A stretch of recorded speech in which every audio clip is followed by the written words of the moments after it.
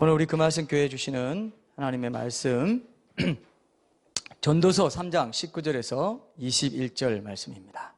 전도서 3장 19절에서 21절 말씀 제가 읽겠습니다.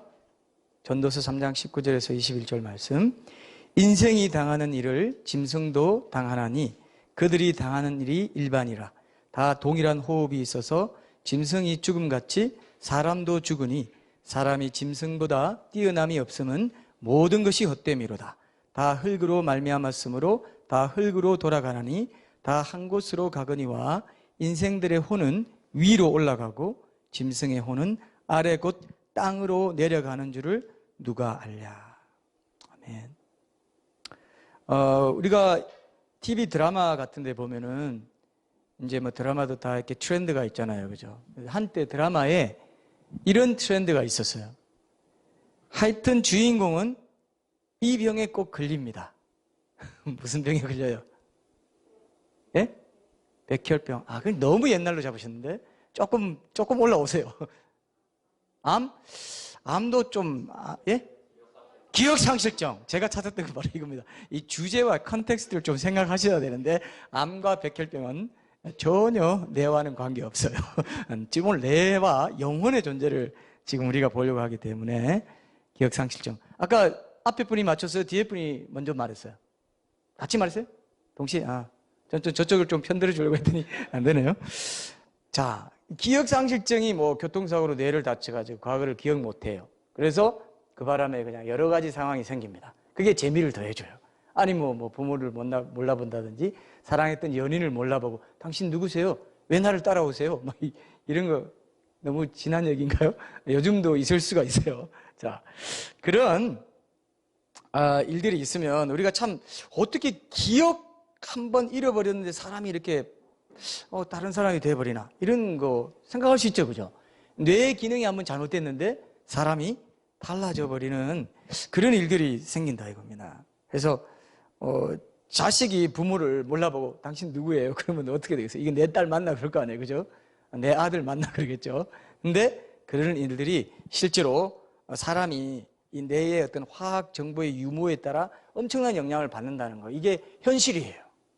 너무 정말 어처구니 없지 않습니까? 어떻게 인간이라는 이 존엄한 존재가 이 뇌라는 이 물질의 영향을 받아서 그렇게 영향을 받아서 사람이 이렇게 달라져 보이냐 이거예요. 이런 것들이 사실 이게 뇌와 영혼의 관계, 마음의 관계, 이런 것들을 지금 탐구하는 사람들을 가리켜서 뇌과학이라고 합니다. 뇌과학자라고 합니다. 지금 21세기에는 이 뇌과학에 대한 인공지능 뭐 이런 것 때문에 뇌과학에 대한 관심들이 굉장히 많아요. 그래서 인공지능 인간이 이제 활성화되고 우리 교우들 중에도 로봇학을 전공하는 분이 있습니다. 법학도 전공한 사람이 있고 로봇학을 전공하는데 인공지능 로봇이 활성화되고 많이 이제 대중화되면요, 일자리의 47%가 없어진대요. 근데 보통 하는 말이 목사와 신부는 절대로 일자리를 잃어버릴 일이 없다 그러더라고요. 그래서 제가 그 말 듣고 아하 그렇구나. 안전하구나. 아닙니다. 뭐 제자리 보존해서 뭐 하려고요. 근데 47%가 없어지는데요. 교사도 없어질까? 교사 없어질까? 글쎄요. 간호사는 없어질 가능성이 있다고 생각이 안 되는데요.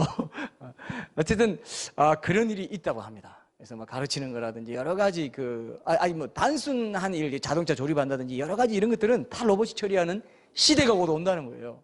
이게 그냥 멀지 않다고 합니다.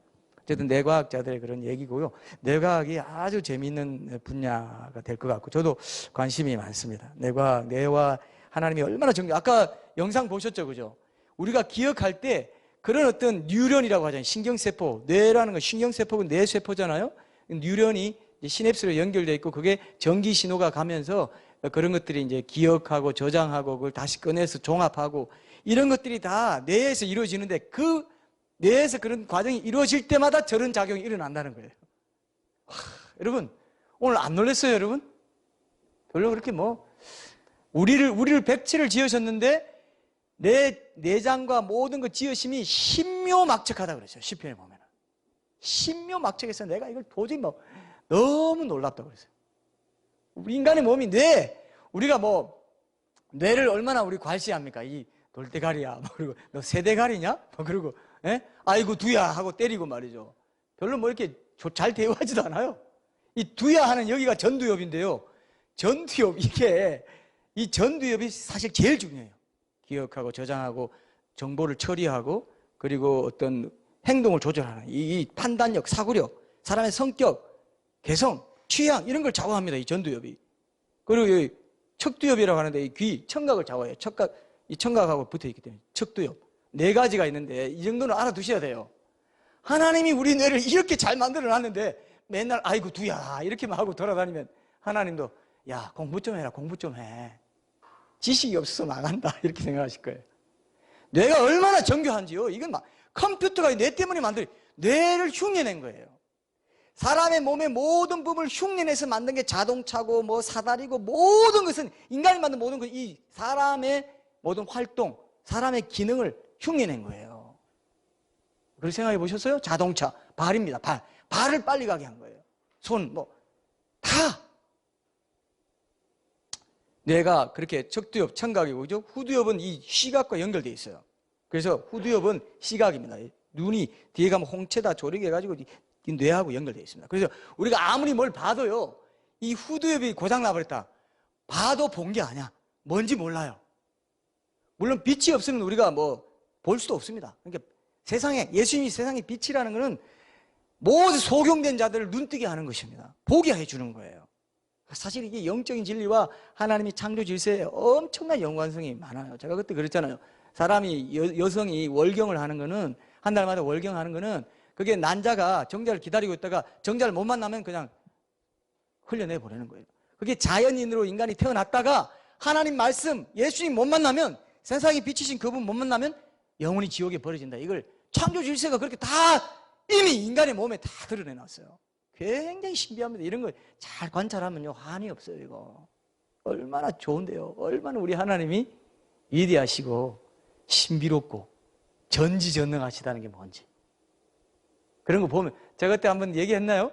과학자들이 인간의 몸이나 이런 것들을 이게 딱 해서 어떤 걸 발견해냈어요. 아까 그런 건 뉴런 시스템이나 이런 것들 발견해내면요, 마치 이렇게 이제 그 책에 보니까 그렇게 표현했더라고요. 그 과학자가 이렇게 표현했어요. 하면서 몸을 떨면서 나 여기 항상 있었는데 왜 이제 발견했어? 내가 있었기 때문에 너 그렇게 행동한 거야. 이런 느낌이 든대요. 그러니까 하나님을 믿는 과학자가, 의학자가 그런 거 발견할 때는 그런 세포들이 막 춤을 추면서 이제 왔냐고, 이제 이걸 왜 발견했냐고. 어떻습니까? 실제로 우리 몸이 그렇게 모든 게 얼마나 신비한지. 네. 우리 뇌세포가 1조 개가 된다면 수천억 개 이상의 뇌세포, 신경뇌세포. 이게 자꾸 없어지기 때문에 우리가 기억이 감퇴되고 나중에 뭐 치매도 걸리고 그러잖아요. 그죠? 뇌질환 그런 게 걸리죠? 치매가 막 인지기능, 기억기능 뭐 이런 거 나중에 행동까지 해서 행동 막 이상하게 하고 조절이 안 돼요. 그 학문 관략근이 조절이 안 돼요. 그러면서 그냥 아무데나 그냥 변을 본다든지 이런 게 생기는 겁니다. 아, 내가 이거 변을 봐야 되겠다. 아니, 이제는 끝내야 되겠다. 이게 조절이 안 되는 거예요. 이런 것들을 이제 뇌가 다 관장을 하고 있다는 것을 생각해 본다면 얼마나 이 뇌가 정교하고, 뇌가 정교하기 때문에 많은 사람들이 이 뇌가 곧 영혼이다, 영혼이 없다, 이렇게까지 이제 주장할 만큼 뇌는 우리 삶에서 굉장히 중요한 역할을 하고 있어요. 이 눈이란 게 아까 후두엽 말씀드렸는데, 이 눈이란 게 눈동자만 눈이 아닙니다. 눈과 연결된 뇌까지 다 연결된 그 눈 전체, 눈 안에 이렇게 파보면요, 눈깔, 우리가 눈깔이라 그러죠. 눈깔 판다 그러죠. 눈깔 판. 실제로 눈깔을 파보면은 눈동자만 나오는 게 아닙니다. 눈깔이 엄청나게 커요. 빼보면 뒤에 이렇게 연결돼 있어요. 그래서 후두엽이랑 연결돼 가지고 후두엽까지 이게 신경신호 다 그 체계 전체를 눈이라고 하는 거예요. 그 뇌 시스템까지 전체를 눈이라고 한단 말이에요. 눈동자만 눈이면 그건 진짜 아무것도 아니죠. 피상적으로 눈을 보는 거죠. 하나님이 그렇게 정교하게 우리 뇌와 모든 것, 뇌의 모든 뇌라는 건 뭐냐면요, 이 몸의 모든 부위와 다 뇌에 연결되어 있고, 그 뇌는 다시 또 그 모든 부위의 조정 역할을 하면서 신호를 보내줍니다. 신경 신호를 보내가지고 움직이게 해요. 그래서 보는 것을, 어떤 무서운 걸 보면 무섭다, 악 소리 지르기까지 0.2초 만에 그 무섭다는 해석이 뇌로 가서 해석되고, 야 무서워해, 야 악 소리 질러 해야 우리가 간다는 거예요. 뇌라는 건 그렇다, 중추기관입니다. 모든 것의 사령부예요. 사령탑, 우리 온몸의 사령탑. 뇌가 그냥 고장나버리면 꼼짝 못해요. 꼼짝 못해요. 제가 예전에 섬기던 교회에서 그 어머님이요, 뒤에 애를 태우고 애가 뭐 이렇게 뭐 놀이하고 갔나 봐요. 이렇게 막 제대로 항상 안전띠를 해야 되는데 그걸 안 하고 이제 가다가 어디 부딪혔습니다. 탁 세게 부딪혀가지고 이 애가 순간적으로 앞으로 넘어지면서 목뼈가 부러지면서 신경이 다쳐버렸어요. 그래서 뇌에서 이 온몸으로 가는 신경, 이 모든 게 연결되어 있거든요. 그래서 우리가 목 잘라 죽이고 이 목을 잘라버리면 사람 죽어요. 목이 잘렸는데 뇌도 뭐 살아있고 몸도 살아있고 이런 건 없습니다. 이거 잘라니까 나중에 하반신 불수가 돼가지고 어린 나이에 꼼짝 못하는 걸 제가 봤습니다. 자, 내가 그런 역할을 이제 한다는 거. 근데 우리는 아까 제가 뇌에 대해서 좀 배워야 된다는 말 한 것도, 우리는 보통 뇌에 뭐 큰 이상을 못 느끼고 살아온 사람들이 대부분이기 때문에 뇌를 그렇게 의식하지 않고 살아옵니다. 여러분한테 한번 물어볼게요. 그동안 뇌를 의식하고 살아오신 분 있어요? 내 머리에 뇌가 달려있나? 내가 담겨있다는 생각조차 못하고 살아왔죠. 뭐 얼굴만 신경 썼지 머리가 달려있는지조차도 모르고 살았을 거예요, 아마. 예? 그렇게 살아온, 별로 의식하지 않고 살아오잖아요. 그죠? 스트레스 받아서 두통을 앓고 뭐 이럴 때만 뇌에 대해서 생각하는데, 근데 이 머리가 내 존재와 따로 존재하는 것처럼, 그래서 그것을 개발해야지 하면서 살아오지 않습니다. 왜냐하면 뇌와 내가, 이 영혼이 너무 밀접하게 그냥 하나인 것처럼 활동하기 때문에. 그렇죠, 그죠? 내가 따로 있다고 생각되지 않잖아요. 이게 이제 하나님이 우리 몸 안에 영혼과 뇌의 이 기능을 얼마나 신묘막측하게 연결해 놨는지를 이제 우리가 오늘 또 한번 같이 이제 볼 텐데, 자, 나는 누구인가 이렇게 이제 묻는다고 할 때 많은 사람들이 거창한 이렇게 종교적인 철학적인 질문을 던지지 않습니까? 근데 뇌과학자들은요, 이렇게 표현해요. 어떻게 표현하냐면, 나는 내 뇌의 전두엽에 있는 신경세포다. 이렇게까지. 자, 그럼 기분 나빠요, 좋아요? 하나님을 믿는 우리는 기분 나쁩니까, 좋습니까? 기분 나쁘죠? 말이 안 되죠? 어떻게 내가 내 뇌에 있는 전두엽에 있는 그 물질, 신경세포에 불과한 존재냐? 그럼에도 이렇게 믿는 사람들이 많다. 무신론적인 과학자들은 이렇게 믿어요. 그래서 영혼이 존재한다는 거, 그거 거짓말이고, 모든 것은 물질의 일종인 내가 다 관장한다. 이렇게 주장한다 이거예요.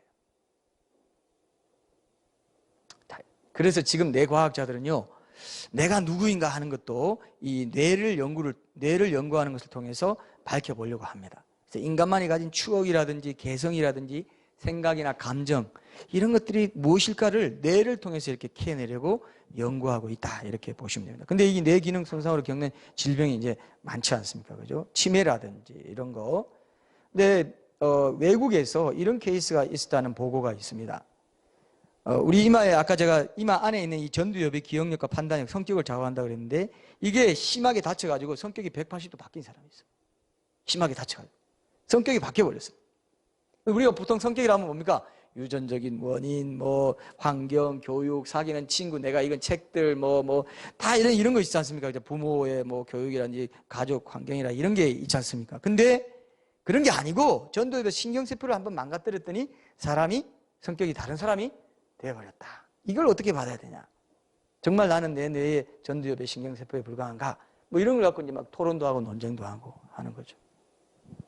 근데 이 간질이라는 병도 이게 원래 뇌 기능 이상에서 오는 거잖아요. 이 아까 우리가 전기신호 봤죠, 그죠? 전기신호, 뇌에는 수만 개의 그런 다른 신경세포가 이렇게 연결되어 있는데, 그 뇌 신경세포가 전기적인 신호를 통해서 정보를 처리한다. 아까 우리 보셨잖아요. 근데 뇌에서도요, 전기 신호가 왔다 갔다 하기 때문에 그 전기 제품처럼 누전 사고가 일어난대요. 그 누전 사고가 일어나는 것이 간질이랍니다. 처음 알았죠, 여러분? 누전 사고가 간질이에요. 그래서 깜빡하고 그냥 완전히 그냥 엎어져서 막 거품 물면서 의식이 없는 상태. 이런 간질병을 이제 앓는 사람이 있었는데, 이 간질을 치료하기 위해서 뇌에서 이제 기억이나 학습, 새로운 것을 인식하는 그런 기능을 가진 해마라고 있습니다. 여러분 들어보셨죠, 그죠? 해마를 제거하는 수술을 받은 환자가 있었어요. 이 해마를 제거하는 수술을 받고 난 뒤에 이 환자가요, 수술하기 전까지의 기억은 다 갖고 있는데 수술한 후에 새로운 기억은 만들지 못하는 이 뇌기능 장애가 생겨버렸어요. 그래서 어떤 현상을 보이냐면요, 이렇게 말합니다. 이 사람은 병원에 있는데 내가 왜 병원에 있습니까? 자꾸 물어요. 그러면은 당신이 이렇게 해서 병원에 있습니다. 그러면 5분밖에 기억하지 못한대요. 5분밖에. 그래서 5분 후에는 다시 어떠냐고요? 내가 왜 병원에 있습니까? 또 물어본다는 거죠. 그리고 또 내가 왜 이렇게, 나 17살인데 왜 할아버지가 돼 있냐? 그럼 당신이 이렇게 해서 이렇게 돼서 이렇게 있는 거다. 그럼 그렇게 말하면 5분, 그렇군요. 또 5분 지나면 또 물어본다는 거예요. 나 17살인데 왜 나 할아버지 됐냐? 자, 이 사람은요, 그러니까 우리 컴퓨터에 리부팅 한다고 그러죠. 그죠? 완전히 초기화 시켜버리고 5분 후에 다 그게 리부팅 돼버리는 거죠. 그래서 저는 이런 말을 좀 붙이고 싶어요. 이분한테. 5분 동안만에 자아밖에 갖지 못하고 있다. 이런 표현은 가능하겠죠? 5분 동안만이에요. 왜? 우리 이 자아라는 건요, 나라는 존재가 기능하려면 기억이 굉장히 중요하다고들 합니다. 이건 심리학에서도 그렇고 뇌과학자들도 하는 얘기입니다. 근데 나라는 사람과 관련된 어떤 나에게 일치된 오래된 기억이 없으면 나라는 사람의 존재 자체도 있을 수 없다는 거죠. 나라는 뭐냐? 내가 겪어온 모든 경험과 모든 관계 속에서 모든 영향을 받았던 모든 기억을 내가 갖고 있고 그 기억을 새로운 기억과 조합하면서 나라는 인격을 만들어가고 나의 존재 가치, 나의 정체성 이런 것들을 서로 드러내면서 영향을 주면서 나의 어떤 존재 가치를 느끼고 살아가는 것인데 내가 없다는 거죠. 기억이 없다는 것은. 그러니까 뇌가 손상되면은 기억력이 손상되면서 나라는 존재 자체의 정체성에 영향을 주는 문제를 일으키는 이런 영향 때문에 이게 뭐냐? 뇌라는 게 이렇게 중요하냐? 내가 곧 영혼이냐? 내가 곧 마음이야? 내가 곧 나냐? 이런 나는 곧 나의 기억이다라고까지 이제 표현할 수 있는 그런 부분인데 이런 면에서 본다면 사람에게 뇌가 얼마나 중요하냐 이거예요. 멀쩡한 사람이 딴 사람이 돼버려요. 뇌에 한번 건드렸는데 이상한 사람이 돼버려요. 못 믿겠어 그 사람을 더 이상. 그럴 수도 있다는 거죠. 그래서 만약에 나중에요 적그리스도 같은 독재자가 나타나면은 이 뇌를 건드려 가지고 사람을 노예화시킬 수 있어요. 이런 가능성은 충분히 지금 논의되고 있어요.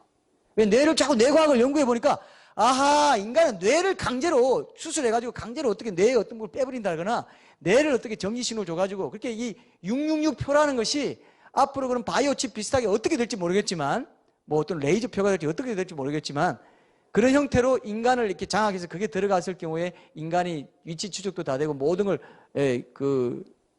조종할 수 있다 이렇게 되면 뇌와 연결돼 가지고 사람이 완전히 노예화 될 수 있는 가능성도 있습니다. 뇌 과학은 지금 그런 것들을 다 보여주고 있어요. 저는 이게 앞으로 어떻게 좀 쓰일 것이다 이렇게 생각합니다. 종합적으로 뇌 손상으로 또 대표적으로 뇌 손상으로 생기는 병이 또 있는데 파킨슨 병이라는 게 있는데요. 이 뇌세포가 손상돼 가지고 생각은 정상적으로 하는데 행동을 옮기질 못해요. 근육에 그런 어떤 생각이 온전한데 근육에 정확한 신경 신호를 못 보내는 그런 뇌기능 장애가 있습니다. 파킨슨 병이라는 거죠. 그죠? 이런 것들이 이제 우리가 뇌가 이상이 생길 때 생기는 병이다 이렇게 볼 수 있습니다. 그러니까 뇌가 얼마나 중요한 역할을 하냐. 뇌가 없으면요 우리가요 자 한마디로 말해서 행동하고 느끼고 좋은 거 봐도 좋은 줄 모르고 좋은 음악 들어도 좋은 줄 모르고 좋은 영화를 봐도 감동을 못 받아요. 뇌에 이상이 생기면. 실제로 뭐 외국 같은 데 보면요 그런 케이스들이 나옵니다. 어떤 뇌를 다쳤는데 음악회 가도 음악을 감상할 능력이 없어져 버렸어요. 음악을 참 좋아하는 사람인데 음악을 감상할 능력이 없어져 버렸어요. 미적인 감각이 없어지고. 정신분열증 같은 것도요 이 뇌에 문제가 생겨서 세상 바깥 사물과 나의 관계를 제대로 인식하지 못하는 거예요. 뇌질환의 일종이에요. 내 세상과 내 관계가 어떻게 되는지 모르는 겁니다. 그래서 운동기억이라든지 감정기억 이런 게 다 뇌 없이는 작동이 안 돼요. 네가 옛날에 나한테 이랬지 하는 이 감정기억이 있기 때문에 뭔가 이게 이끌어져 가는 것인데 관계가 형성돼 가는 것인데 안 되는 거죠. 여러분 가운데 이런 분 있습니까? 기억을 다 지우고 싶다. 혹시 원하시면 그렇게 될 수도 있어요. 어떤 뇌의 어떤 부분을 전기신호에 의해서 그만큼 우리가 뇌와 아주 긴밀하게 관련되죠. 우울증 같은 것도요, 이 뇌의 감정 기억이랑 관련되어 있어요. 그래서 우울증 치료약은 뇌에 있는 신경 전달 물질들의 양을 조절해 주는 약입니다. 뇌랑 다 관련이 있어요, 우울증도요. 오감도 다 기억인데 어떤 음식을 또 먹고 싶은 거는 이전에 맛있었다는 기억이 저장되어 있다가 작용하기 때문에 뇌가 없으면 그런 거 뭐 맛집에 가고 싶다 이런 생각이 안 들어요. 네. 그래서 이런 인지적 기억 이런 것도 다 전두엽에 있는 뇌 저장된 기억들을 불러오는 역할인데 에인지적 기억은 특별히 여러분들 이게 잘 잊어버려요. 여러분 책 읽는 거, 책 많이 읽어도 나중에 잊어버리죠. 그게 이제 전두엽의 기능에서 오는 건데요. 이거 잘, 감정 기억 이런 것들은 뭐 강렬한 것은 오래 기억하는데 제가 요즘 우리 딸 성주가 푸는 수학 문제집 잘 못 풀 것 같아요. 제가 솔직히 말해서 제가 엄마랑 열심히 가르치고 있는데 나는 물끄러미 그냥 구경하지 저는 못 풀 것 같아요. 기억이 안 나요. 나 분명히 수학 그 시절에 열심히 했던 것 같은데 이제 기억이 안 나는 거죠. 그러니까 이게 다 인지적 기억, 인지기억, 전두엽에 있는 인지기억의 어떤 손상이다. 뇌세포가 점점 좀 줄어들잖아요. 그죠? 그리고 뇌세포가 그렇게 1조 개나 되는데도 아인슈타인도 거기서 뭐 몇 % 밖에 사용하지 못하고 보통 사람은 거의 극소수만 사용한다. 이렇게 1%, 2%뭐 이런 말도 하고 그러지 않습니까? 근데 이게요, 사실은 아담이 원래 지어질 때는 완전했어요, 뇌세포가. 완전히. 우리가 나중에 예수님과 똑같은 몸을 입고 부활하게 되면은 이제 그런 몸을 입게 되는데요. 이런 것들을 통해서 우리가 영혼의 존재를 다시 한번 좀 성경을 통해서 확인하는 그런 시간을 좀 가졌으면 좋겠는데, 운동기억 같은 거 이런 것도 다 자전거 어릴 때 배워가지고 운동기억이 저장되면 자전거를 탈 수 있습니다. 그래서 어른 돼서는 자전거 잘 못 타요. 그때 기억이 잘 돼가지고. 근데 이 운동기억이 만약에 손상을 입으면요, 자전거 잘 타던 사람이 자전거를 못 타요. 자전거 못 타.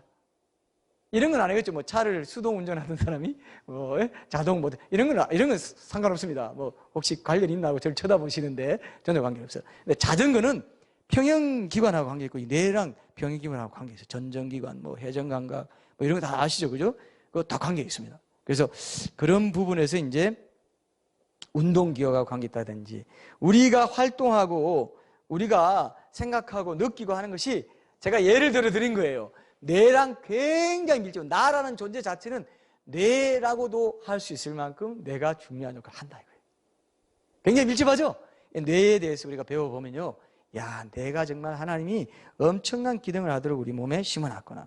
치매 같은 것은 결국은 인지기억, 감정기억, 운동기억 이런 거 다 사라지고 나중에 내가 누군지도 모르는 게 돼버려요. 내 정체성도 내가 알 수 없는 그런 상황으로 돼버리기 때문에 사실 뇌가 얼마나 중요한 역할을 하냐 이겁니다. 자, 하여튼 뇌가 없으면은 우리가 세상과 접촉할 방법이 없어요. 뇌가 없으면. 내 영혼이 육체에 이렇게 들어있는 한 뇌를 통해서 다 활동하도록 되어 있어요. 맛도 마찬가지예요. 제가 그때 한번 얘기했나요? 제가 코감기 들어가지고 냄새를 못 맡게 되니까 밥맛을 모르겠어요. 반찬 맛이 없고 그냥 밥이구나 반찬이고 이것만 있어요. 느낌만 있어요. 그리고 전기신호, 내 전기신호를 못 보내주니까 이게 내가 느끼지를 못하는 거죠. 이런 것과 똑같습니다. 그래서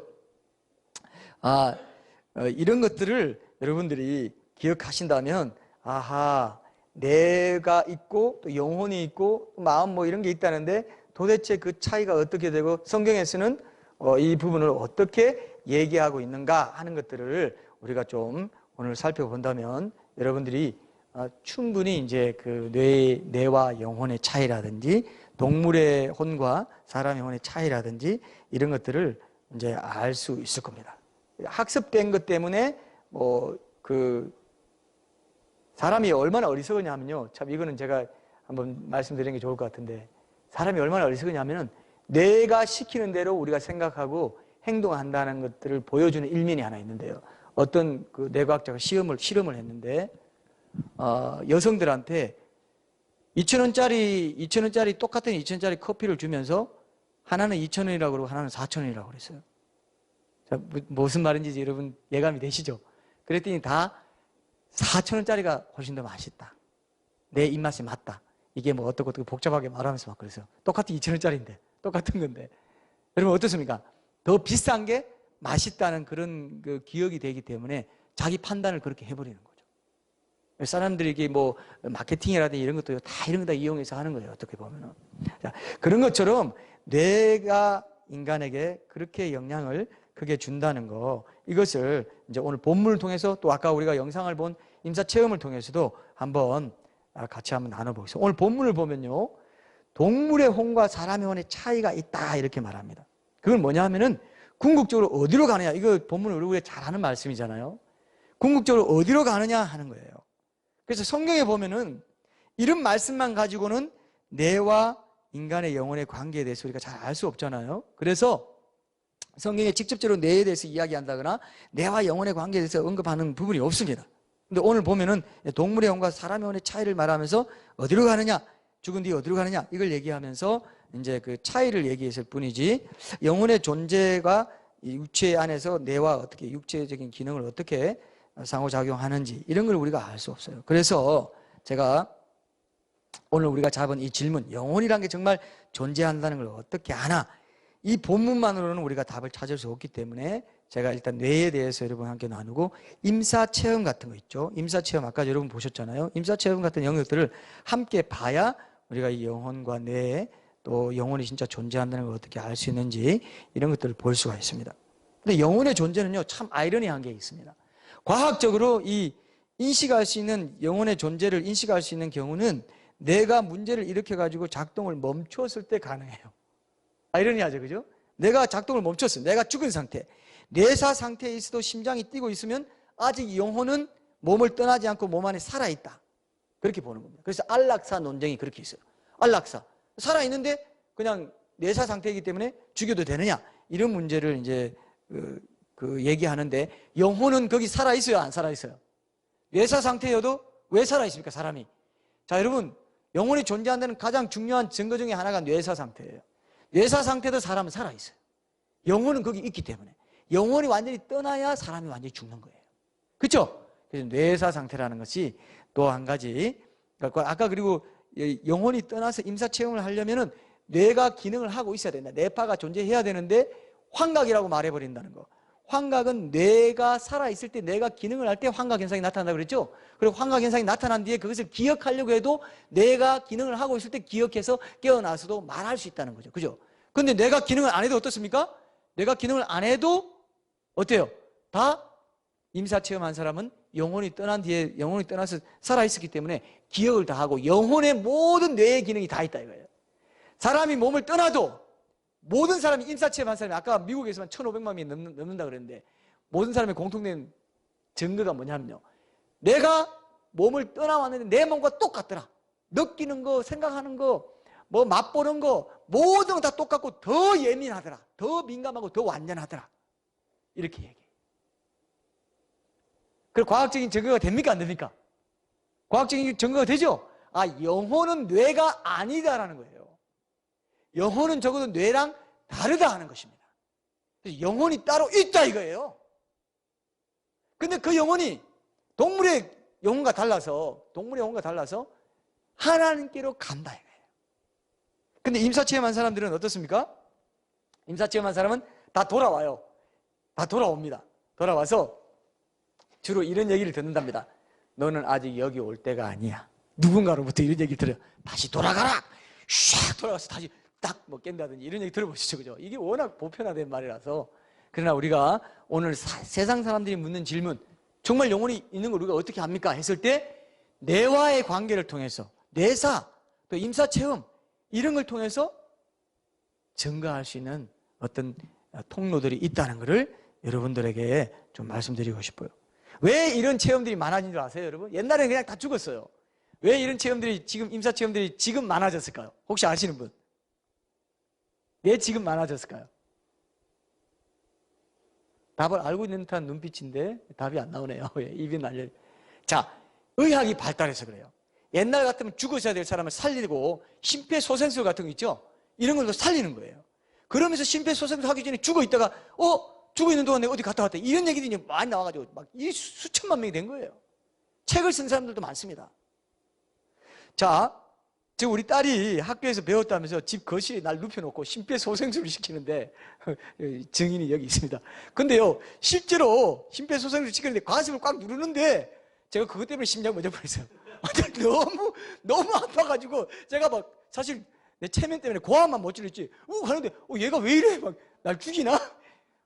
손이 매워요. 이 악력 있죠, 악력. 이 손이 얼마나 매운지. 막 누르는데 내가 깜짝 놀랐어요.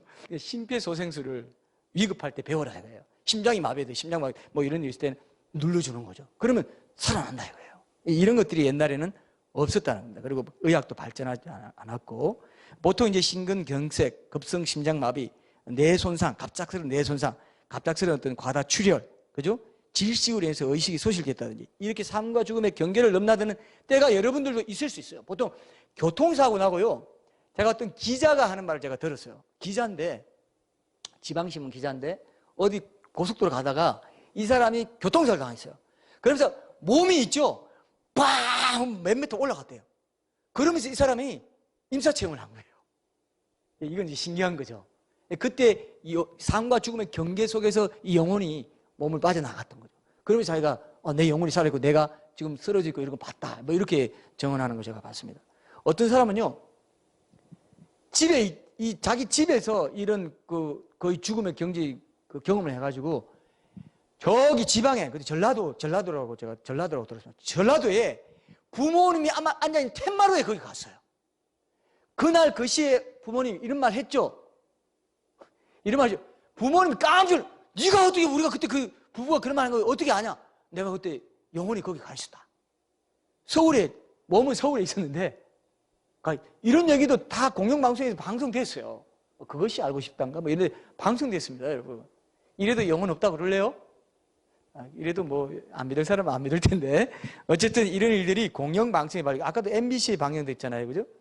그런 것들도 학계에서도 이걸 인정하고 있습니다. 의학계에서도 NDE라고 Near Death Experience에서 NDE라는 이 공식 용어가 있을 만큼, 그래서 공식적으로 의학적으로 죽음은 심장이 멈춰서 숨을 쉬지 않고 의식이 없는 상태, 그리고 뇌 활동이 멈춰서 의식이 없는 상태, 이렇게 말합니다. 그래서 뭐 드라마 같은 데 보면 우리가 항상 그런 뇌파가 움직이는 게 보이죠? 띠디 이렇게 하다가 이렇게 가다가 나중에 죽으면 어떻게 돼요? 죽으면 일직선이 되면서 띠 하면 난리 나죠. 그때 심폐소생술하고 막 이러지 않습니까? 그러는 가운데 이제 이런 임사체험들을 한다, 이렇게 보시면 될 것 같습니다.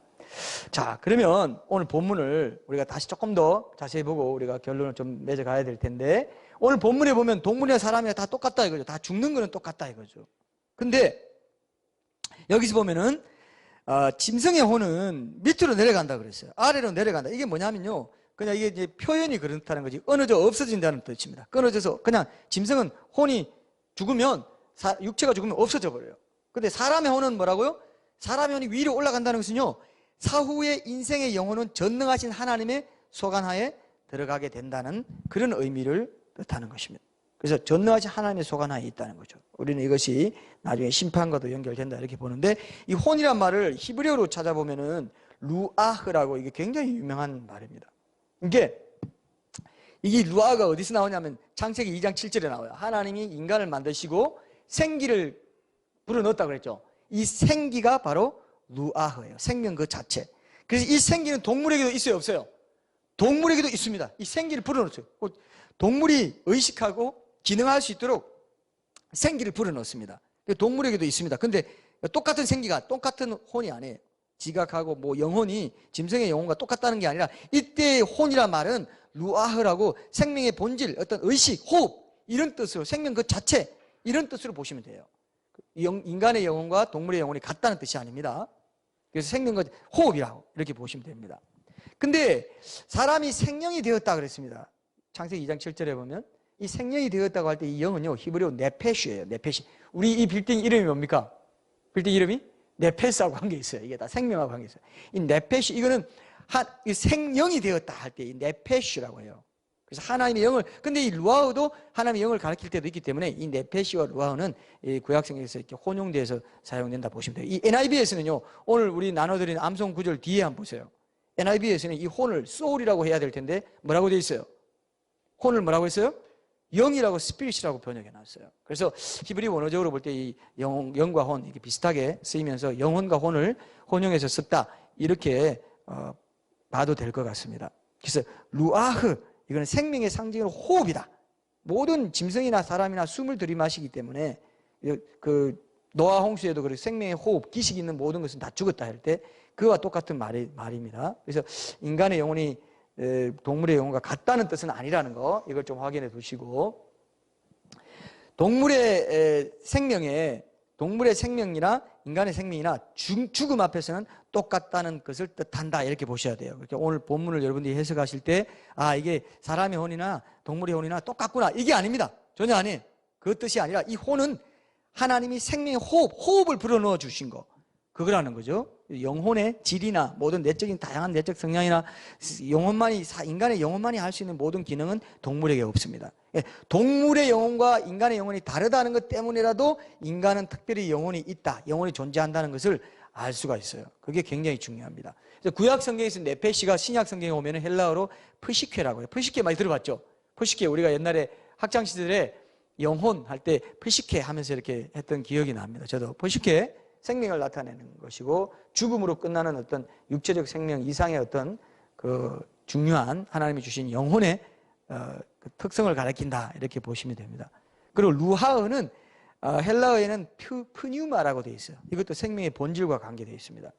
믿음의 결국 곧 영혼의 구원을 받음이라 할 때는 프시케라고 썼고요, 프뉴마라고 쓸 때도 있습니다. 사도 바울이 무슨 이렇게 그 인간의 비물질적인 어떤 부분을 가리킬 때 프뉴마라고 이렇게 얘기한다든지, 그리스도인의 고상한 생활에 대해서 언급할 때 프뉴마라는 용어를 쓰고, 하여튼 이게 두 개가 다 쓰인다는 것을 이제 보실 수 있는데, 이게 왜 중요하냐면은 동물의 영혼과 다르다는 거예요.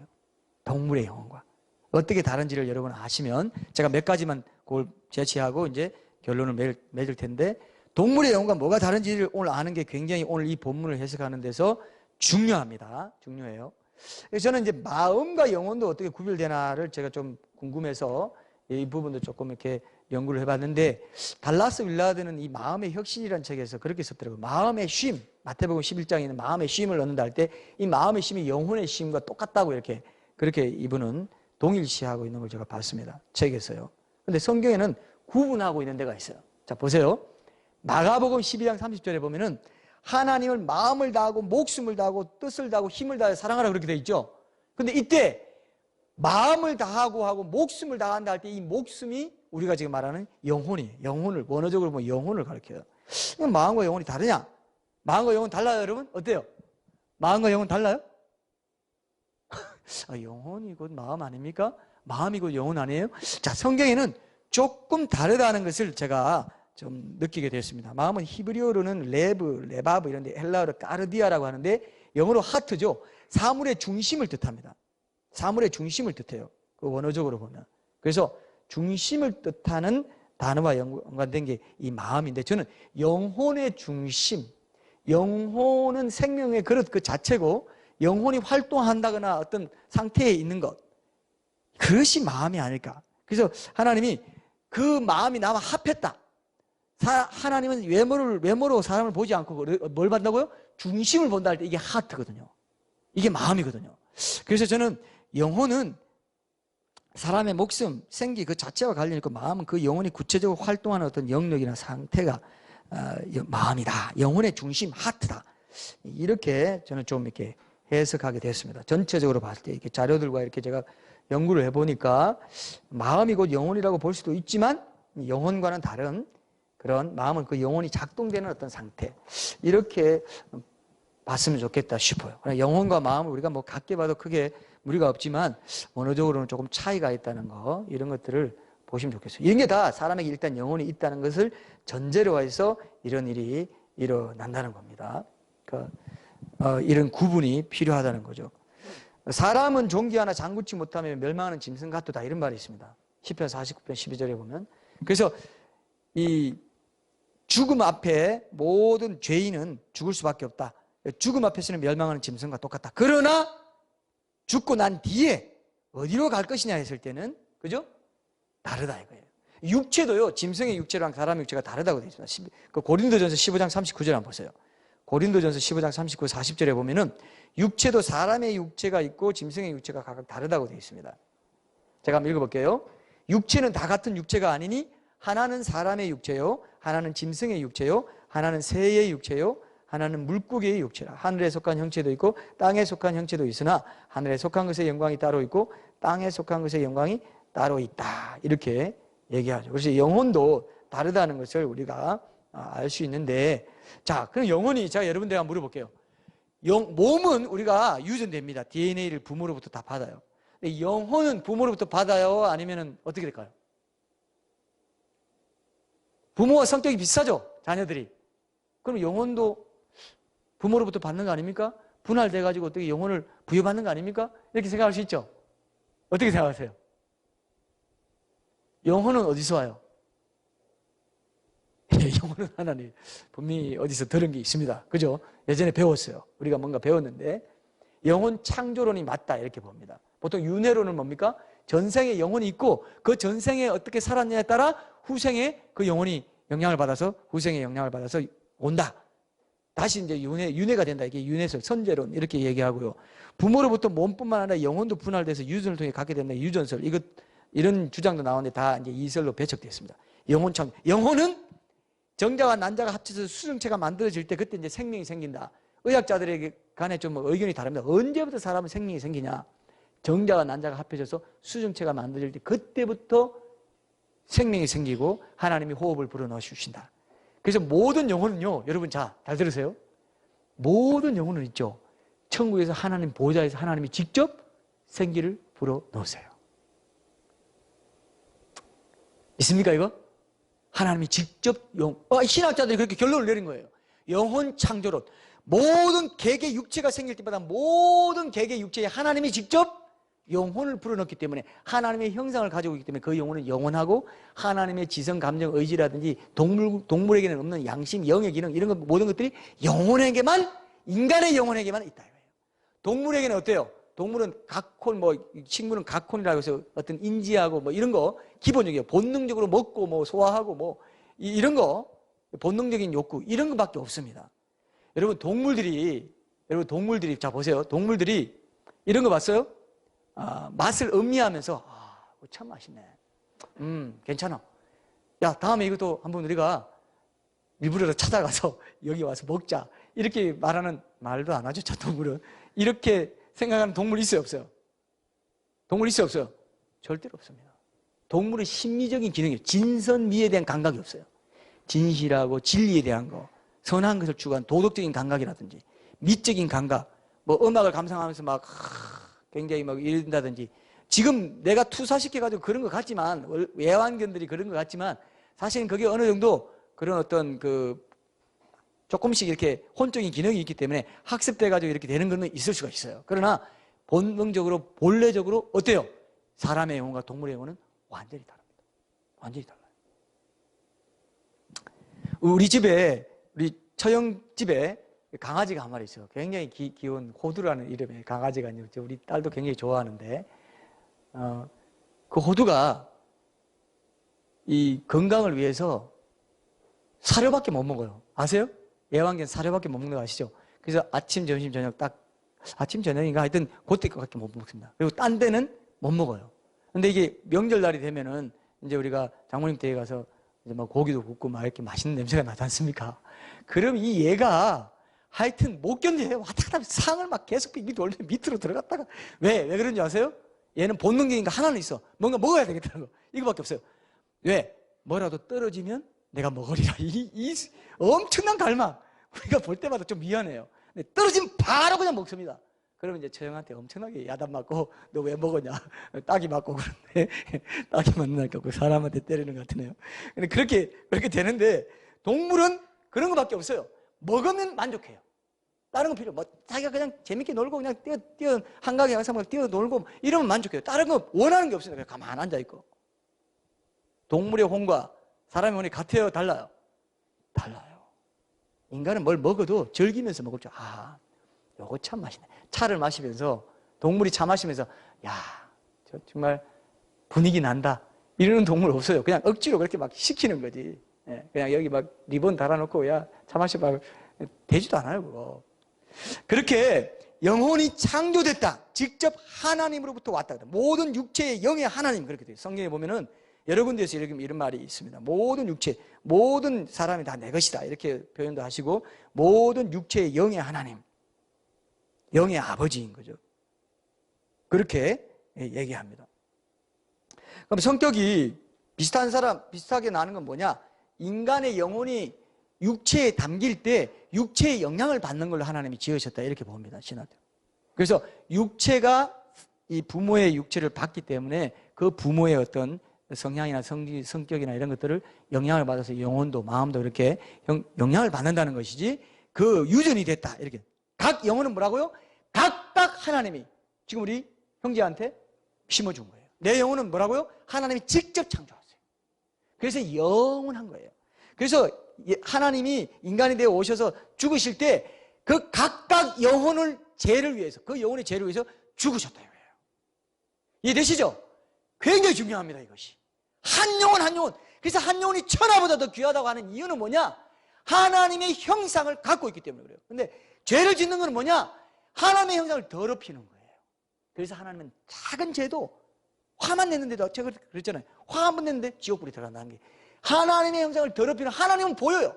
거룩하신 하나님의 눈에는 내가 거룩하게 너를 만들었고, 그러나 몸하고 이렇게 연결되면서 원죄 이렇게 영향을 받게 되면서 더러워지고 제한되고 원죄를 타고나면서 죄성을 가지고 이제 죄를 짓는 그 모든 것에 영혼이 영향을 받고 영혼이 하나님의 형상을 더럽히게 되는 모든 것들을 하나님은 아신다 이거죠. 그래서 그 영혼의 죄, 그 양심이 영혼에 있거든요. 그래서 영의 기능이기 때문에 동물은 양심이 없지 않습니까? 도덕성의 개념이 없잖아요. 그죠? 이게 오늘 본문에 뭡니까? 동물의 혼, 짐승의 혼과 사람의 혼이 다르다는 걸 여러분 기억하시고, 결국 짐승의 혼은 하나님의 형상으로 안 지어졌기 때문에 죽고 나면 흙으로 나가고 끝이 없어져 버려요. 그런데 사람은 뭐라고요? 그 지읒 영혼을 주신 하나님께 올라간다 이거예요. 하나님께. 이걸 보려면 제가 제 말이 아니고 성경에 나옵니다. 같은 전도서 12장 6절 7절 한번 보세요. 전도서 12장 6절 7절에 다시 이것을 해석해 놨습니다. 전도서 12장 6절 7절 제가 한번 읽을게요. 은줄이 풀리고 금그릇이 깨지고 항아리가 샘 곁에서 깨지고 바퀴가 우물 위에서 깨지고 흙은 여전히 땅으로 돌아가고 영은 그것을 주신 하나님께로 돌아가기 전에 기억하라. 아까 제가 영, 혼 이렇게 막 혼용돼서 사용된다 그랬죠? 영도 루아든지 뭐 네페시든지 하여튼 그렇게 생각하시면 돼요. 영혼이라고 생각하시면 됩니다. 여기 뭐 은줄이 있는데 육체와 영혼을 묶어놓는 끈이라고 이렇게 보기도 해요. 그래서 아무리 뭐 유체 이탈이니 임사체험에 의해서 영혼이 빠져나가도 이 은줄이 안 풀리면 안 죽어요. 끝내 돌아온다 뭐 이렇게 얘기하기도 합니다. 근데 이게 풀리면 다시 못 돌아온다. 이런 생명줄이다. 이렇게 이제 뭐 해석하기도 하던데, 이제 이걸 그렇게 뭐 해석하는 분들도 있습니다. 네. 그래서 내가 죽는다고 해서 전인이 죽는 게 아니라는 거. 영혼이 있다는 거. 그 영혼은 하나님의 형상으로 지어졌고, 그 영혼은 하나님이 각자를 하나님이 직접 창조하셨다는 거. 하나님의 형상으로. 그래서 영원한 존재라는 거죠. 하나님이 영원하시기 때문에. 근데 이 영혼은요, 양심이 있다고 그랬죠? 그리고 이게 이제 나중에 심판의 자료가 되고, 지성, 감정, 의지가 있고요. 그 다음에 동물과 다른 걸 제가 말해 볼게요. 하나님은 말씀이시다 그랬기 때문에 하나님의 형상인 영혼도 말로 나타나요. 말로.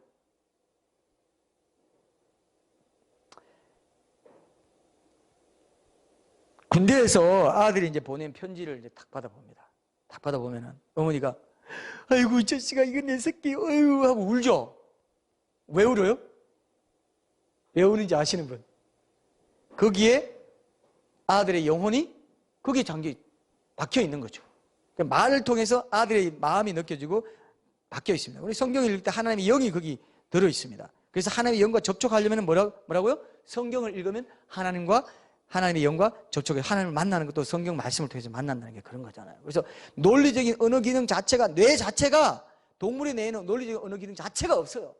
사람만이 하나님의 형상이기 때문에 논리적으로 말하고 표현하고 자기 느낌이라든지 사상이라든지 심오한 어떤 것을 표현하고 문학이나 예술이나 이런 걸 추구합니다. 분명히 동물의 혼과 인간의 혼, 영혼은 다르다는 것을 알 수 있잖아요. 그래서 사람이 죽으면요, 말이 없어져요.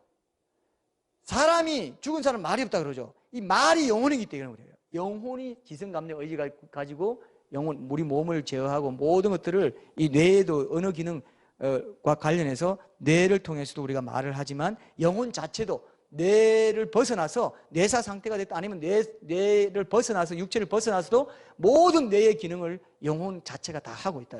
그래서 저는요, 인간의 몸에 하나님이 육체의 영혼을 담아 놓은 동안에 육체와 똑같이, 영혼과 똑같이 육체에 표현해 놨다, 이걸 제가 분명히 믿습니다.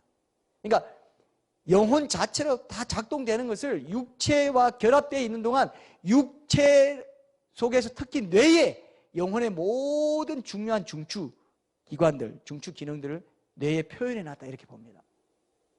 자, 이게 이해가 되어야 될 건, 이해되시죠? 하나님이 내 육체를 신묘막창하게 만들었는데 육체와 영혼은 똑같아요. 모든 기능이나 모든 게 똑같습니다. 이건 단백질 덩어리로 이 땅에 살아가는 동안 이 몸에 보이는, 우리 눈에 보이는, 육적으로 보이는 물리적인, 물질적인 존재로 지은 것이고, 영혼이 더 본래의 나라는 거예요. 자, 나라는 게 보세요.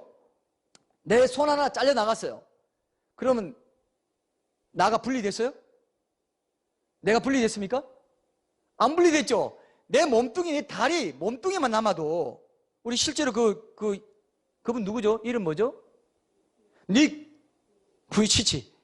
머리 있고요, 몸밖에 없습니다. 거의, 그죠? 그래도 어때요? 그래서 그 나는 그대로 존재하는 거죠. 내 몸이 잘려도, 그럼 뭐 머리가 없어지고 목이 잘리면 이제 안 되겠지만, 목하고 이렇게 몸이 있는 한 사람은 나는 그대로 존재해요. 근데 이 나라는 게 진정한 나가 영혼인데, 이 나는 언제 떠났냐? 영혼과 육체가 분리될 때, 그때 나가 떠난다 이거예요. 그죠? 그때 나가 떠나지, 그 전에는 같이 영혼과 같이 있는데, 이 나는요, 하나님은 보이지 않는 영이시라고 했죠. 하나님 보이지 않는 것처럼 나도 보이지 않아요. 제가 그때 얘기했나요? 뇌를, 이 배를 갈라가지고 심장을 살펴보고 쓸개 뭐 이런 다 봐도 나는 없어요. 근데 이 내 몸 안에 충만히 거합니다. 내 영혼이. 하나님도 똑같아요. 우주에서는 절대로 안 보입니다. 절대로 그분 찾을 수 없어요. 근데 우주에 충만하게 있어요. 그래서 예레미야서 23장에 보면은 나는 우주에 천지에 충만하지 아니하냐 그래요. 예레미야서 23장 24절에 보면 나도 똑같아요. 하나님 형상을 가졌기 때문에 내 몸 안에 충만하게 있어요. 근데 하나님이요, 우주에 충만하게 있으면 만상을 걸치고 있다고 그래요. 나도 우주에서, 나도 이 몸에서 내 몸을 지금 걸치고 있어요. 그래서 내 몸 안에 충만히 있는 게 영혼인데, 그게 빠져나오면 말도 없어지고 영혼이 제거돼 버려서 나는 흙으로 돌아간다 이거예요. 오늘 본문이 흙으로 돌아간다 이거예요. 그러나 영혼은 어디로 가냐? 이게 중요하다. 이게 오늘 결론입니다. 이게 중요한 거예요. 하나님께로 간다 이거예요. 동물의 혼처는 끝나지 않고 하나님이 직접 창조하신 그 하나님께로 올라간다 이거예요. 이게 왜 우리가 영혼이 존재한다는 것을 이 땅에서 알아야 되느냐 하면은, 인간이 동물처럼 죽고 나면 끝나는 존재가 아니고 하나님의 형상으로 직접 만들어졌고, 양심의 기능, 도덕적 기능, 말의 기능도 갖고 있고, 모든 것 하나님 보이지 않지만 내 몸 안에 존재하고 있고, 모든 것을 하나님 특별한 창조물이기 때문에 영혼을 함부로 굴리면 안 된다 이거예요. 영혼에 죄가 있기 때문에 동물은요, 죄를 아무리 짓고, 동물이 어떤 큰 개가 사람 물어서 살인했어요. 죄가 구성될까요, 안 될까요? 죄가 구성돼야 안 돼요. 동물은 죄가 구성되지 않습니다. 양심이 없기 때문에. 하나님이 영혼이 없기 때문에, 영이 없기 때문에. 그러나 인간만은 동물이 지은 것과 똑같은 죄를 지었는데, 인간만은 죄가 구성이 돼서 기록이 돼 있어요. 하나님께 심판을 받게 된다. 내 영혼이요, 여러분, 내가 영혼을 가진 존재라는 것은요, 이미, 그리고 뇌의 영향을 받고 있다는 것은 굉장히 위험한 거예요. 한마디로 말해서 하나님의 통제 아래 있다는 거예요. 뇌가 이상이 생기면 내가 성격이 달라지고 이런 것도 무서운 겁니다. 하나님이 뇌를 작동하고 있다고 생각하시면 돼요. 뇌를 통해서 나를 통제하고 계시고, 뇌의 기능을 통해서 내 모든 걸 다 관찰하고 계시다는 거예요. 다 기록하고 있습니다. 뇌를 통하지 않고는 어떤 생각도, 어떤 죄도 못 지어요. 뇌를 통해서 죄 짓습니다. 그게 영혼이 죄 짓는 건데, 내 영혼이 몸 안에 있을 동안에는 뇌의 영향을 안 받을 수 없다는 건 뭐냐면, 하나님의 통제권 안에 있다는 거예요. 모든 사람이. 나는 뭐 뇌도 없고, 나는 그냥 바람처럼 뭐 그냥, 자유롭게 살래. 뭐 이런 말 하죠, 여러분. 쟤는 참 자유로운 영혼이야. 이거 칭찬일까요, 아닐까요? 칭찬 아닙니다. 자유로운 영혼은 막대 먹었다는 거예요. 자유로운 영혼으로 살아갈 수 있어요, 없어요? 없다 이거예요.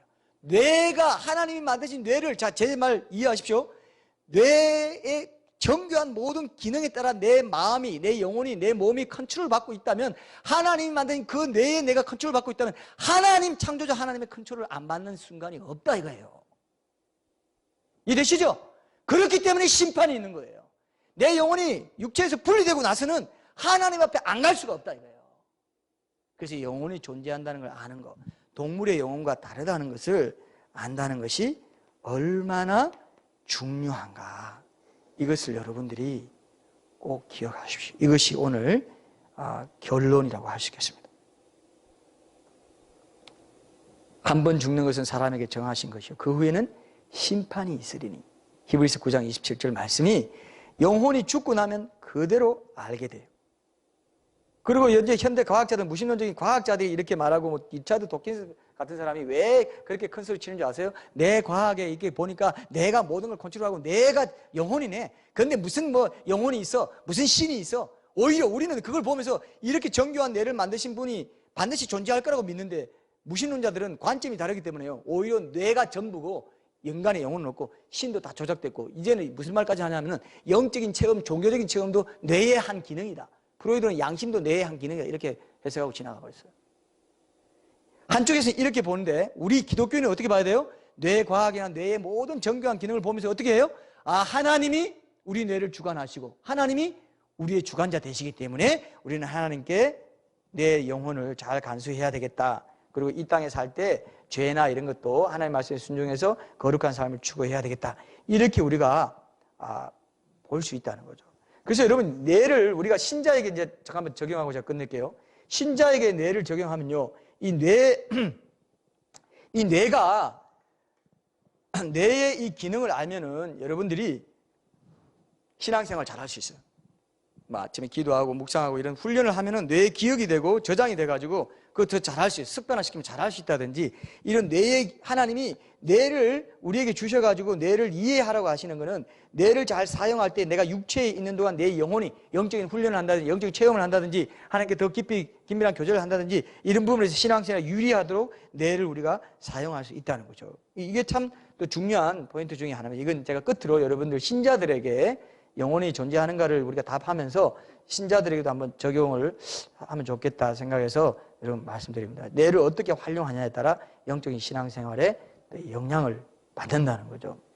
그래서 하나님을 어떻게 믿느냐에 따라 뇌가 변할 수 있다는 것을 이제 그 뇌과학자들이, 또 크리스천 뇌과학자들이 또 얘기하고 있습니다. 그래서 뭐 두려움이나 분노 이런 감정도 더 고착화시킬 건지, 아니면 빨리 털어내고 하나님께 더 자유롭게, 하나님의 사랑을 오해하지 않고 자유롭게 나아갈 것이, 이것도 뇌의 어떤 기능하고도 연결돼서 우리가 뇌에 종속돼가지고 우리 육체에 매여가지고 육신, 마음은 원이로되 육신이 약하다는 것도 다 어떤 뇌에 습관화되고 저장된 어떤 기억의 영향을 우리가 받기 때문에 어떤 감옥에 갇힌 것처럼.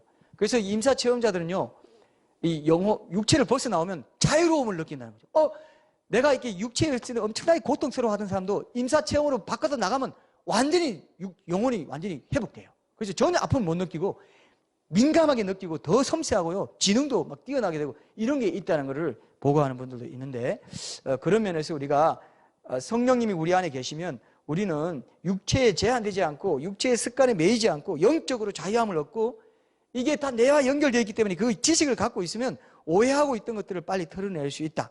이런 부분도 우리가 한번 생각해 볼 수 있습니다. 하나님이 사랑이시라는 것을 우리가 더 믿고 믿음으로 고백하면 뇌에도 그렇게 기억되고 저장돼 가지고 내가 육체를 벗어나서 영적으로 더 자유롭게 활력 있게 살아갈 수 있는데, 그게 매인다는 거죠. 내가 이전에 기억에 매이고 아버지 하나님 하면 아버지에 대한 기억에 매여 가지고, 그죠? 하나님을 친밀하게 못 만나는 것도 다 뇌의 영향을 우리가 받는 제한된 존재로 육체 안에 영혼이 있기 때문이다. 이렇게 본다면 우리가 뇌에 대한 지식을 많이 가질수록 더 신앙생활 잘할 수 있다. 이것도 우리가 충분히 가능합니다. 신앙생활, 기도 생활하는 사람의 뇌와요, 기도 생활하지 않는 사람의 뇌가 다르대요. 이런 것도 다 과학적으로 이게 측량이 되는 겁니다. 그래서 내가 그렇게 기억하고 학습되어서 계속 기도하는 습관을 들이기 쉬운 거, 어려운 거, 이런 것도 이제 차이가 난다는 거죠. 그래서 하나님을 어떻게 믿느냐에 따라 내가 변하고 내가 변하면 삶이 변화되는 것이 실제로 일어날 수 있다는 것을 여러분 한번 생각해. 내 신경회로가 바뀌고요. 이런 것들이 일어난다는 거죠. 신체적으로, 정신적으로, 영적으로 우리를 변화시키고 영향을 주는, 내 사고와 구조가 변화되는 이런 것들이 분명히 있다는 거죠. 그래서 우리가 하나님을 어떻게 생각하느냐에 따라 이게 하나님이 달라지는 것이 아니고 우리가 달라진다는 거죠. 뇌가 영향을 받고 우리가 하나님을 어떻게 예배하느냐에 따라 하나님이 달라지지 않고 우리가 하나님을 만나고 깊이 체험하고 하는 것들이 달라지는 것이 뇌와의 어떤 유기적인 관계 속에서 이루어져 있어요. 근데 우리 뇌는 천성적으로 이게 이기적이고 두렵고 이런 것에 이제 그 최적화되어 있다고 할까요? 그런 이제 표현이 이제 가능한데 그런 면에서도 우리 믿음을 어떻게 가지고 하나님에 대한 사랑이신 하나님에 대한 체험을 어떻게 하고 우리가 어떻게 저장하고 어떻게 기억하고 그것을 정보 종합 처리해서 우리가 적용하고 살아갈 것인가에 따라 굉장히 신앙생활에 중대한 영향을 받을 수도 있다. 이렇게 이제 보시면 될 것 같습니다. 그리고 이 교회에 최종적으로 이렇게 말하고 싶어요. 교회의 머리 되신 예수님이라고 했는데요. 머리가 내가 모든 몸의 모든 장기와 모든 부위를 주관하지 않습니까? 건강한 교회란 게 뭐냐? 뇌 질환에 안 걸린 교회는 뭐냐면요. 머리신 예수님의 명령을 충실하게 잘 따르는 교회입니다. 제가 아까 영적 진리가 일반 질서에 나타났다 그랬죠? 창조 질서에. 주님의 몸된 교회의 머리가 예수님이라는 것은 예수님이 모든 사정탑이 돼야 돼요. 그래서 예수님이 모든 명령을 내리고 그것에서 예수님께 반응하고 예수님이 우리에게 다시 또 조정해 주셔서 우리 삶이 예수님을 닮아가는 삶이 그런 교회 공동체가 돼가야 돼요. 교회를 주의 몸이라고 하고 그 몸의 머리가 예수님이라고 한 것도 굉장히 중요한 영적인 의미가 있다 이렇게 생각합니다. 그래서 오늘 우리 답을 분명히 알았죠. 영혼이 있다는 거 과학적인 증거도 있고 여러 가지 동물의 영혼과 다르다는 거 말을 할 수 있고 양심이 있고 도덕적인 기능이 있고 진선미 이런 지성 감정 의지를 가지고 있다는 이것 때문에 오히려 인간은 하나님의 형상으로 영혼이 하나님의 형상으로 되었기 때문에 죽고 나면은 동물처럼 끝나는 게 아니라 하나님께로 가서 심판받거나 아니면 영원한 영생하는 예수님과 몸과 똑같은 부활체를 입고 영생하거나 이런 것들이 있기 때문에 영혼이 진짜 존재하느냐 하는 것도 전도하는 변정 전도에서 굉장히 중요한 포인트가 된다는 거 오늘 기억하시고 우리 자신도 신앙생활에서 뇌를 잘 이해함으로써 우리가 오해하고 있던 것, 선입견 갖고 있던 것들 잘 털어내고 자유하게 주님과 더 친밀한 교제를 갖는 그런 우리 모든 성도들이 됐으면 좋겠습니다. 우리 찬양하고 결단하는 기도할게요.